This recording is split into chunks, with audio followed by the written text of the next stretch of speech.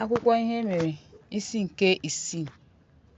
Ụmụ Leo bụ Gershon, Kohat na Merari.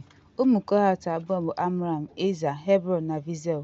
Ụmụ Amram atọ bụ Aaron, Moses na Miriam. Ụmụ Aaron bụ Nadab, Abihu, Eleza na Itama.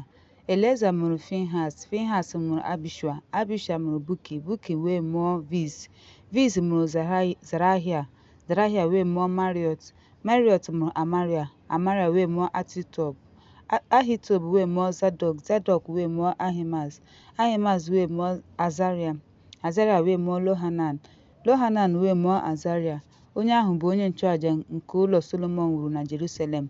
Azaria mụrụ Amaria, Amaria mụrụ Ahitub, Ahitub mụrụ Zadok, Zadok mụrụ Shalum, Shalum mụrụ Hekaya, Hekaya mụrụ Azaria, Azaria mụrụ Seria, Seria mụrụ Lenozadakarian. Hezodak si n'ala ọzọ mgbe Jehova dọọrọ Juda na Jerusalem n'agha n'aka Nebukadneza. Ụmụ Leo bụ Gershom, Kohat, Merari. Ndị a bụ aha ụmụ Gershom, Libna na Shimei.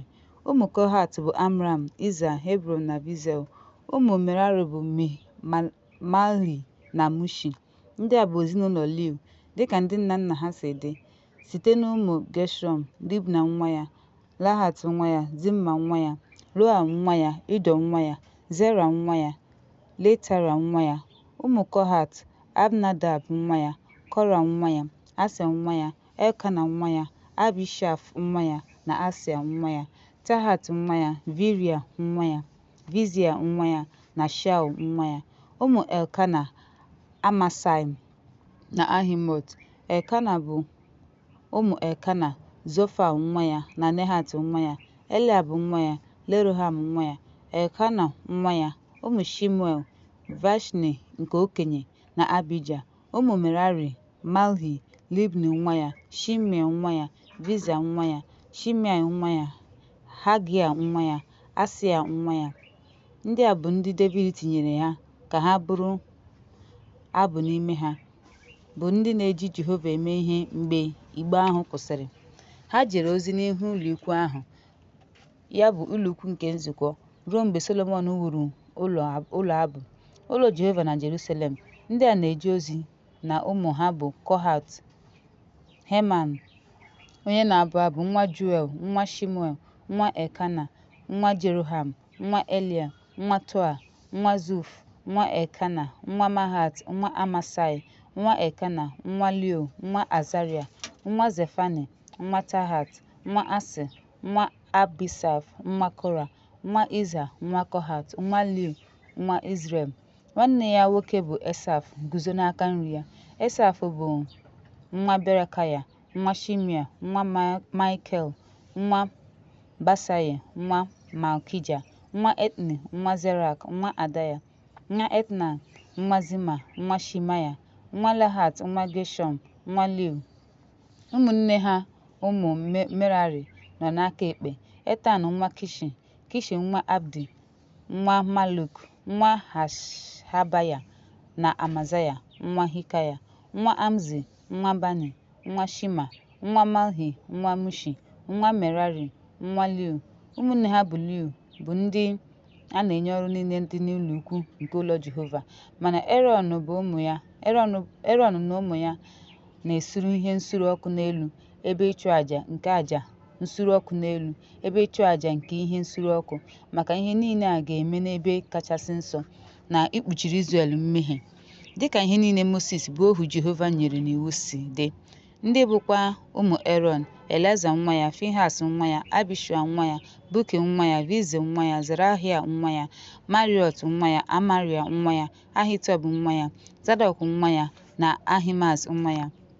Ndị a bụ ebe obibi ha nọ n'obodo na oke ala ha niile, ọbụna nke ụmụ Erọn maka ezinụlọ ụmụ Kohat, n'ihi na nke ha bụ nke ha. Ha wee nye Hebron na oke ala Luda na gburugburu ya, ma ha nyere Keleb nwa Zefani ebe obibi obodo na obodo nta. Ha nyere ụmụ Erọn obodo ndị dị na Juda dịka ebe mgbaba, ya bụ Hebron na Libna na ebe ịta nri ha, na Jatir na Eshtemoa na ebe ịta nri ha, Hilen na ebe ịta nri ya, na Dibia na ala ịta ahịhịa ya. Ala ịta ahịhịa Ashna na Bethshemesh na ala ịta ahịhịa ya. Site n'ebo Benjamin, Heba na ala ịta ahịhịa ya. Alemet na ndị abụọ, Anatot na ndị ala ịta ahịhịa ya. Obodo ha niile dị n'obodo 13 nke ezinụlọ ha si dị.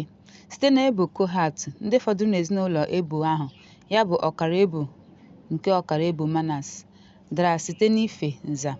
Site n'ebo Geshọm, dịka ezinụlọ si dị, site n'ebo Isaka, ebo Asha, ebo Naftali, ebo Manas na Bashọn, obodo 13. Site n'ebo Merari, dịka ezinụlọ ha si dị, site n'ebo Ruben, site n'ebo Gad, site n'ebo Zebụlọn, obodo abụọ dara site n'ife nza. Ụmụ Izrel wee nye ndị Livayị obodo na ala ịta ahịhịa ya. Site n'ebo ụmụ Juda, site n'ebo ụmụ Shimeon, site na ebo ụmụ Benjamin, e nwekwara obodo ndị a site n'ife nza nke ha kpọrọ aha. Ezinụlọ ụmụ Kohat nwere obodo n'oke ala site n'ebo Efraim. Ha nyere ha obodo mgbaba Shekam n'ugwu Efraim na gburugburu ya, Gezaya na gburugburu ya, Lokmim na ogbe ya, Bet-Horon na ogbe ya niile, Alion na ogbe ya niile, Gat-Rimọn na ogbe ya niile.